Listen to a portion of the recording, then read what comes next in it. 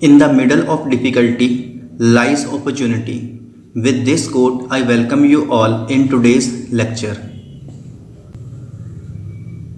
जैसा कि हम सब जानते हैं कि कोरोना महामारी तेजी से फैल रही है। इस महामारी से बचाव और सही जानकारी के लिए पंजाब सरकार द्वारा विकसित कोवा ऐप अपने फ़ोन में इंस्टॉल करें और मिशन फतेह को कामयाब बनाने में अपना योगदान दें। खुद को इस महामारी से बचाने के लिए हमेशा ही कुछ नियमों का पालन करें, जैसे मास्क पहनें और हाथों को साबुन और सैनिटाइज़र से साफ रखें, हाथ मिलाने और आँख नाक मुंह को छूने से परहेज करें, लोगों में ज्ञान और जागरूकता फैलाएं, सोशल डिस्टेंसिंग का पालन करें।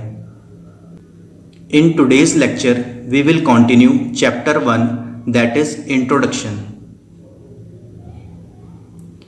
आज के लेक्चर में हम कुछ डेफिनेशंस को स्टडी करेंगे, जैसे sensitivity, hysteresis, response time, repeatability, calibration, uncertainty of measurement, interchangeability, magnification, standardization, standardizing organisation.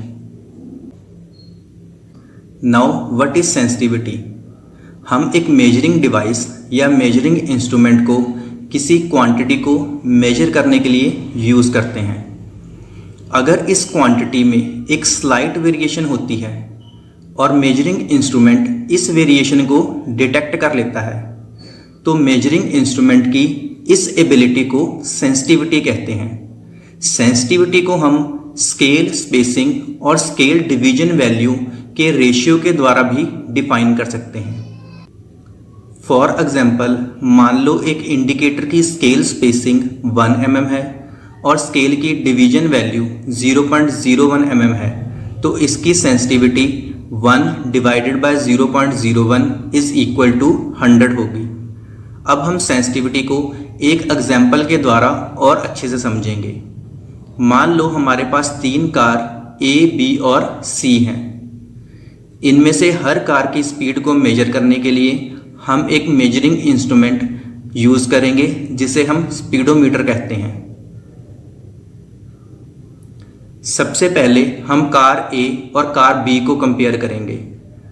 मान लो हमने कार A और कार B की स्पीड को स्लाइटली इंक्रीज किया, यानी 0.1 माइल्स पर आवर स्पीड हमने इंक्रीज की। इस इंक्रीज इन स्पीड को स्पीडोमीटर A डिटेक्ट नहीं कर पाएगा, जबकि स्पीडोमीटर B इस स्लाइट इंक्रीज इन स्पीड को ईजिली डिटेक्ट कर लेगा। तो हम कहेंगे कि स्पीडोमीटर B ज़्यादा सेंसिटिव है और स्पीडोमीटर A कम सेंसिटिव है। इसी तरह से अब हम कार B और कार C को कंपेयर करेंगे। इन दोनों कार की स्पीड को हम 0.01 माइल्स पर आवर इंक्रीज करेंगे। इस केस में स्पीडोमीटर B इस स्पीड को डिटेक्ट नहीं कर पाएगा, जबकि स्पीडोमीटर C इस चेंज इन स्पीड को इजीली डिटेक्ट कर लेगा। तो हम कहेंगे कि स्पीडोमीटर C ज़्यादा सेंसिटिव है और स्पीडोमीटर B कम सेंसिटिव है। इस तरह से इन तीनों स्पीडोमीटर में से स्पीडोमीटर C की सेंसिटिविटी सबसे ज़्यादा है, स्पीडोमीटर B की सेंसिटिविटी उससे कम है और स्पीडोमीटर A सबसे कम सेंसिटिव है। Next is hysteresis. किसी इंस्ट्रूमेंट की लोडिंग और अनलोडिंग कर्व में डिफरेंस की वजह से जो एरर आता है उसे हिस्टेरिसिस एरर कहते हैं और इस फिनोमेना को हिस्टेरिसिस कहते हैं। ये ड्राई फ्रिक्शन और एलिमेंट्स की इलास्टिसिटी की वजह से आ सकता है। फॉर एग्जाम्पल, ये एक इंस्ट्रूमेंट की लोडिंग और अनलोडिंग कर्व है। जब हम इस इंस्ट्रूमेंट की इनपुट वैल्यू को इंक्रीज करते हैं तो हमें 7 यूनिट इनपुट के कॉरस्पॉन्डिंग 4 यूनिट आउटपुट मिलती है।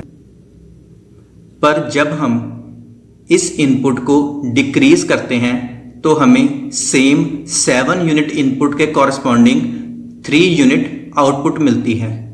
इस तरह से हमें सेम इनपुट के कॉरस्पॉन्डिंग आउटपुट की दो डिफरेंट वैल्यूज मिलती हैं। इस तरह के एरर को हिस्टेरिसिस एरर कहते हैं। Next is response time. एक मेजरिंग इंस्ट्रूमेंट को एक गिवन इनपुट देने के बाद आउटपुट आने में जितना टाइम लगता है उसे रिस्पॉन्स टाइम कहते हैं। फॉर एग्जाम्पल, पहले हम भार को मेजर करने के लिए इस तरह का वेइंग बैलेंस यूज़ करते थे। इस केस में एक गिवन इनपुट देने पर एक सर्टेन टाइम के बाद हमें आउटपुट वैल्यू मिलती थी। इस तरह से इसका रिस्पॉन्स टाइम ज़्यादा था। उसके बाद इसमें कुछ डेवलपमेंट हुई और इस तरह का वेइंग इंस्ट्रूमेंट यूज़ होने लगा। इस केस में भी इनपुट देने के एक सर्टेन टाइम के बाद हमें आउटपुट वैल्यू मिलती थी, पर ये टाइम ड्यूरेशन पहले वाले इंस्ट्रूमेंट से कम है, इसलिए हम कहेंगे कि इस इंस्ट्रूमेंट का रिस्पॉन्स टाइम पहले वाले इंस्ट्रूमेंट से कम है। इसके बाद कुछ और डेवलपमेंट्स हुई और इस तरह की वेइंग मशीन यूज़ की जाने लगी। इस केस में इनपुट वैल्यू देने पर हमें इंस्टेंटली आउटपुट वैल्यू मिल जाती है, इसलिए हम कहेंगे कि इस इंस्ट्रूमेंट का रिस्पॉन्स टाइम इन तीनों में से सबसे कम है। Next is repeatability. जब एक पर्सन एक मेजरिंग इंस्ट्रूमेंट से सेम डायमेंशन को सेम कंडीशंस में और सेम मेथड से बार बार मेजर करता है और हर बार सेम रिजल्ट मिलता है, तो मेजरिंग इंस्ट्रूमेंट की इस एबिलिटी को रिपीटेबिलिटी कहते हैं। Next is calibration. वो प्रोसेस जिसमें हम एक स्टैंडर्डाइज सिग्नल की हेल्प से किसी इंस्ट्रूमेंट के स्केल को फ्रेम करते हैं, उसे कैलिब्रेशन कहते हैं। फॉर एग्जाम्पल, इस केस में हम इस स्टैंडर्ड की हेल्प से इसके ऊपर एक स्केल को फ्रेम करेंगे या इसे कैलिब्रेट करेंगे। इसी तरह से इस केस में हम इन स्टैंडर्ड वेट्स की हेल्प से इस वेइंग मशीन को कैलिब्रेट करेंगे। Next is uncertainty of measurement. इसे हम एक एग्जाम्पल के साथ समझेंगे। मान लो हमारे पास एक इंस्ट्रूमेंट है जिसकी एक्यूरेसी प्लस माइनस 0.01 mm है। इसका मतलब ये है कि जब हम इस इंस्ट्रूमेंट से किसी डायमेंशन को मेजर करेंगे तो उस डायमेंशन की वैल्यू 0.01 mm प्लस यानी ज़्यादा और 0.01 mm माइनस यानी कम हो सकती है। जब हम इस इंस्ट्रूमेंट से 20 mm डायमेंशन के एक पार्ट को मेजर करेंगे तो इस पार्ट की वैल्यू 0.01 mm कम यानी 19.99 mm और 0.01 mm ज़्यादा यानी 20.01 mm के बीच में लाई करेगी। इस तरह से uncertainty of measurement result of measurement का वो पार्ट है जो हमें बताता है कि डायमेंशन किन दो वैल्यूज़ के बीच में लाई कर सकती है। Next is interchangeability. अगर हम किसी असेंबली के यूनिट कंपोनेंट्स को रैंडमली स्टॉक से सिलेक्ट करते हैं और बिना फिटिंग और एडजस्टमेंट के इसे असेंबल करते हैं तो इसे इंटरचेंजेबिलिटी कहते हैं।